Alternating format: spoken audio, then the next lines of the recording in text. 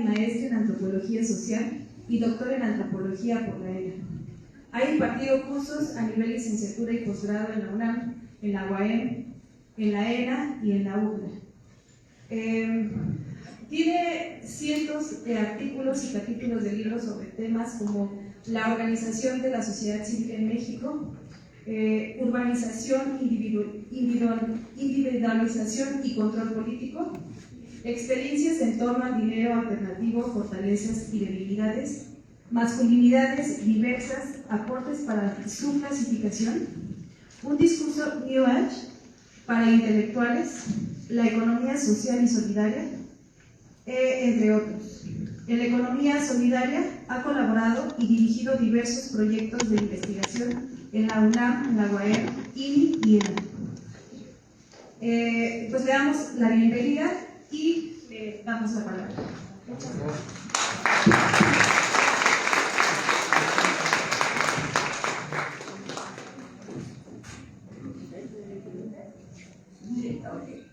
Bueno, la verdad que estoy encantadísima de estar aquí por todo lo que he escuchado de la bienvenida y ahora, porque precisamente de lo que se trata esto, de lo que empezó como economía social y solidaria, es de recuperar la autogestión. Y para poder ser autogestivo hay que ser autosuficiente, ¿no? Entonces, ver un proyecto exitoso a pesar de todos los obstáculos, y además es muy interesante porque hay un politólogo que dice que todas las iniciativas que vienen de la sociedad civil, porque ese nombre ya está muy prostituido por algunos políticos, pero que vienen de la sociedad, tardan en promedio 20 años en convertirse en política, ¿no? Y eso podemos decir, por ejemplo, el feminismo empezó en los 70, pero hasta 20, 30 años después empezó a haber las primeras políticas feministas, el ecologismo igual. Entonces es muy satisfactorio ver un proyecto social que viene desde abajo y que finalmente es exitoso. Bueno, pero lo mismo podría decir de la economía social y solidaria. La economía social y solidaria de la red mexicana, fui fundadora, empezó en 2003, pero el antecedente en realidad es el Foro Social Mundial de Río de Janeiro. El Foro Social Mundial de Río de Janeiro fue muy importante porque fue la primera reacción multitudinaria contra el neoliberalismo, ¿no? Había habido ya varias manifestaciones que nos tildaban de locos y nos decían los globalifóbicos. Y en el Foro Social Mundial de Río se juntaron más de 120.000 personas, todas representando a movimientos sociales de todas partes del mundo, y fue el plantear que un lema que después lo cambiamos. Primero fue otro mundo es posible y después fue otros mundos son posibles, ¿no? Y les decía, ese Foro Social Mundial que hace 2 años hicimos una versión aquí en México, se organizó por mesas temáticas, ¿no? Todas estaban las mesas de educación indígena, de defensa del territorio, de pueblos indígenas, o sea, cada cual tenía su propio tema y ahí estuvo una mesa importante juntas, la de ecología y la de economía solidaria, y social y solidaria se llamaba en ese momento. Y como 2 años después viene la propuesta que viene de Europa de crear la red de economía social y solidaria en México. Y como decía aquí, ¿dónde está? Ya se me fue la compañera con la que venía de Jasmine. Bueno, no importa, no me aprendí su nombre, ella sí me dijo Colin. Todo el tiempo estamos aprendiendo, ¿no? Y entonces, en estos 20 y pico de años de estar impulsando la economía social y solidaria, hemos tenido errores y hemos aprendido de muchas cosas. Sí les voy a contar más o menos cuáles fueron los errores y qué aprendimos, pero una de las cosas más importantes que aprendimos fue que esa primera versión que venía de la Red de Economía Social y Solidaria de Europa nos estaba trayendo modelos europeos. que no estaban mal, como las cooperativas, como las políticas públicas, pero en estos 20 y pico de años aprendimos que en realidad no necesitábamos modelos europeos, sino que el verdadero conocimiento de lo que es la autonomía y la autogestión lo teníamos en los pueblos originarios. O sea, quienes han logrado resistir durante 500 años a las imposiciones, primero del colonialismo, después del capitalismo, han sido los pueblos originarios. Y ahí nos dimos cuenta que no era solamente la resistencia, sino que tenían formas de pensar diferentes, porque finalmente muchos de nosotros hemos sido colonizados mentalmente por una cultura europea, ¿no? Una cultura europea que, como decía Oscar hace un rato, es individualista, es competitiva, es destructiva, depredadora de la naturaleza, pero depredadora de todo lo que sea organización.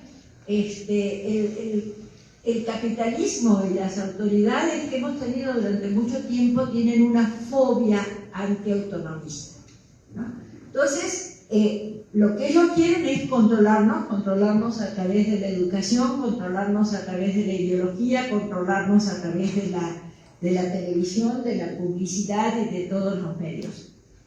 Y siempre nos están planteando cuál tiene que ser nuestra aspiración.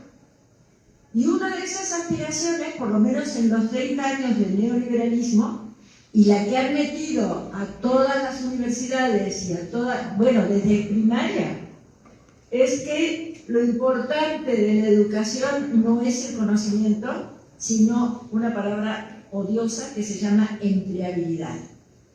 O sea, hay que tener títulos y papelitos para tener un mejor empleo. Y fue una gran mentira, pero una mentira total. ¿Por qué? Porque, bueno, en estos 30 años el trabajo se ha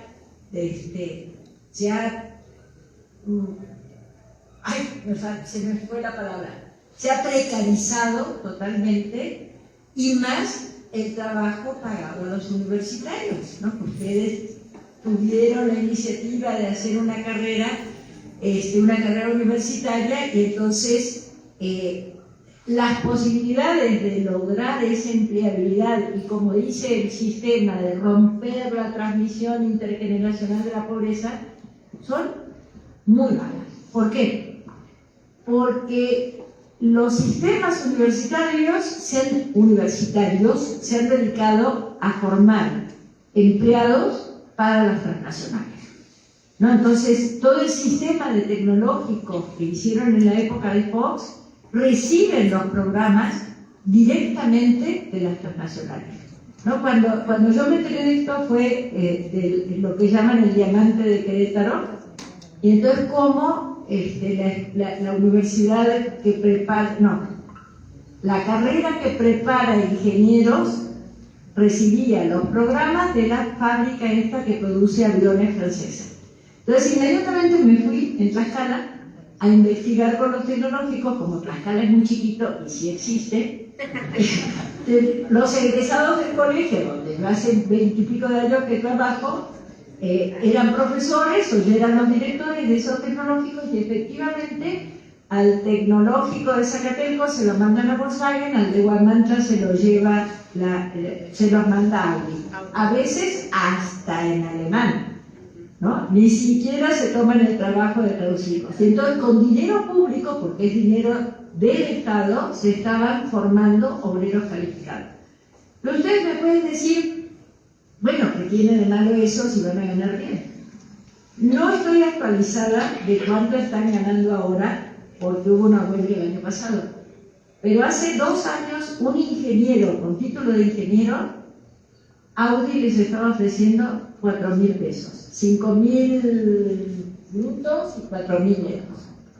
Entonces, cuando nos dimos cuenta de eso, fue durante la pandemia de investigación, y empezamos a descubrir que no eran solamente los ingenieros. Por ejemplo, los biólogos que entran en estas cadenas como Salud Digna, Chopo, Bioescan y demás, 5.000 pesos. Y así, es probable que en otro estado a lo mejor paguen un poquito más, pero el sueldo era absolutamente miserable, de manera tal que imagínense, con 4 o 5.000 pesos uno no puede salir de la casa de los padres, no puede rentar ni un cuarto, no puede casarse, no puede hacer absolutamente nada.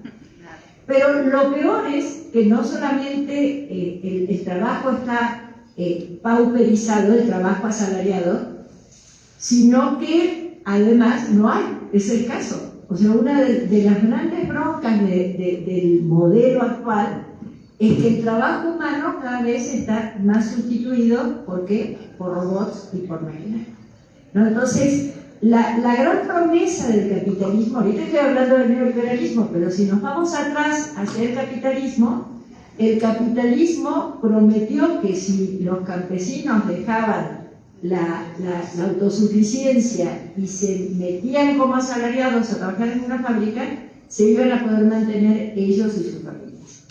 Y durante un tiempo eso fue más o menos real. O sea, también hice investigación aquí no aquí exactamente en Chicoloapan, pero en Tlalnepantla y en Naucalpan, y los campesinos que emigraron entre los 60s y los 70s, efectivamente, en un promedio de 4 o 5 años conseguían un empleo de los de antes, de los del estado de bienestar, con prestaciones, con estabilidad, seguridad y demás, y sus esposas no necesitaron trabajar y sacaron 4 o 5 hijos que pudieron llegar a la universidad. Pero eso fue hasta los 80. Y cada vez que cuento esto, alguien dice, ese fue como mi papá logró eso, o mi abuelito, ya ahora no, porque ya ustedes, hay muchos que son muy jóvenes. Pero en los 80, cuando llega el neoliberalismo, ya esa promesa tampoco se cumple. Entonces tenemos